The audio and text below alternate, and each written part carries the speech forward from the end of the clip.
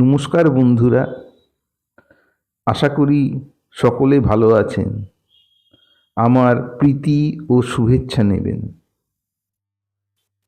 নমো ব্রহ্মণ্যদেবায় গোব্রাহ্মণহিতায় চ জগদ্ধিতায় কৃষ্ণায় গোবিন্দায় নমো নমো। পাপোহং পাপকর্মাহং পাপাত্মা পাপসম্ভবঃ ত্রাহি মাং পুণ্ডরীকাক্ষং সর্বপাপ হরো হরি। কৃষ্ণায় বাসুদেবায় হরয়ে পরমাত্মনে প্রণত ক্লেশনাশায় গোবিন্দায় নমো নমো। আজ আমাদের আলোচনার শীর্ষক গীতা প্রকৃতপক্ষে বেদ বিরোধী দর্শন। আমি যে শ্লোকটি দিয়ে এই ভিডিওটি আরম্ভ করলাম, আমরা সাধারণত গীতা পাঠের শেষে সেই শ্লোকটি কৃষ্ণের উদ্দেশ্যে নিবেদন করি, তাকে স্মরণ করি। এখন গীতা কেন বেদ বিরোধী দর্শন, এই তত্ত্ব এবং তথ্যে যাবার আগে আমাকে একটু বেদ নিয়ে আলোচনা করতে হয়। বেদ নিয়ে আলোচনা এক বিস্তারিত ব্যাপার, সে তো একটা ভিডিও কেন বহু বহু ভিডিওতে সম্ভব নয়, সেটা কথা নয়। কিন্তু আমার বক্তব্যটা হলো বেদের মূল বিষয়টা কি আর গীতার মূল বিষয়টা কি, যেটা থেকে আমরা উপনীত হতে পারি যে গীতা প্রকৃতপক্ষে বেদ বিরোধী দর্শন। এবার বেদ নিয়ে আলোচনাকালে বলতে হয় বেদে অনেক ধারা, বেদের অনেক দিক। বেদ কোনো তো একজন ঋষির দ্বারা রচিত নয়।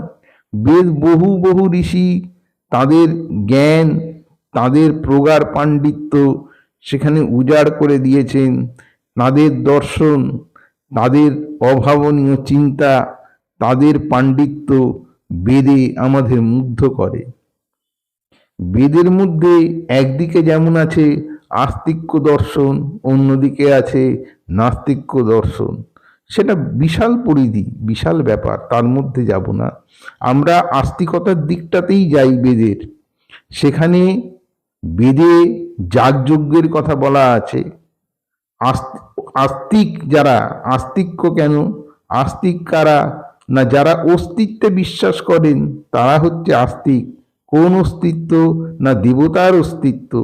দেবতার অস্তিত্বে বিশ্বাস করেন, তারা যাগযজ্ঞ করেন এবং যাগযজ্ঞ থেকে ফল লাভের আশা করে। কোন ফল? কখনো কখনো স্বর্গ লাভের আশা, কখনো কখনো বিশেষ কোনো পার্থিব লাভের আশা, যেমন অশ্বমেধ যজ্ঞ দ্বারা রাজ চক্রবর্তী হওয়ার আশা এবং অন্যান্য আরো নানাবিধ যাগযজ্ঞ দ্বারা বিভিন্ন ফল লাভের আশা, পুত্রেষ্টি যজ্ঞর দ্বারা পুত্র লাভের আশা, ইত্যাদি ইত্যাদি। এবার গীতার দিকে আমরা যদি তাকাই বা গীতা নিয়ে আলোচনা করি, সেখানে প্রথম যে কথাটি আসে সেটাই হলো গীতার মূল যে শ্লোক। গীতার বহু শ্লোকই মূল শ্লোক বা রীতিমতন ভাববার মতন শ্লোক। তার মধ্যে একটি শ্লোক যেখানে কৃষ্ণ অর্জুনকে বলছেন, বহু পরিচিত শ্লোক, বহু পঠিত শ্লোক, বহু আলোচিত শ্লোক, বহু চর্চিত শ্লোক, বহু টিকা আছে যে শ্লোকের ওপর। তিনি বলছেন, কর্মণ্যেবাধিকারস্তে মা ফলেষু কদাচন। অর্থাৎ তুমি কর্ম করে যাও, কিন্তু ফলের আশা করো না। তার মানে কি কোনো ফলের আশা করবে না তা নয়, ফলের প্রতি দৃষ্টিপাত করো না। তোমার যেটা করার তুমি সেটা করে যাও। বেদ কিন্তু সেটা বলছে না। বেদ বলছে নির্দিষ্ট লক্ষ্যে বা নির্দিষ্ট ফল লাভের আশায় যাগযজ্ঞ করার কথা। ওই যে বললাম, অশ্বমেধ যজ্ঞের দ্বারা রাজ চক্রবর্তী হওয়া, অথবা পুত্রেষ্টি যজ্ঞের দ্বারা পুত্র লাভ করা, অথবা দেবদেবীর আহ্বান করে, দেবদেবীকে আহ্বান করে তাদেরকে খুশি করা এবং সেখান থেকে কোনো বর লাভ করা ইত্যাদি ইত্যাদি, এগুলো বেদ থেকে প্রণিধানযোগ্য। গীতা কিন্তু অন্য কথা বলছে যে হে অর্জুন, ফল লাভের আশা না করে তুমি কর্ম করো।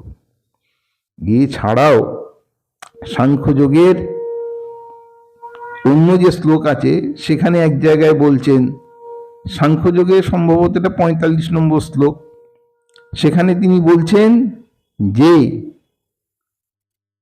ত্রৈগুণ্য বিষয় বেদা নিস্ত্রৈগুণ্য ভবার্জুন, অর্থাৎ বেদ 3টি গুণের অধীন।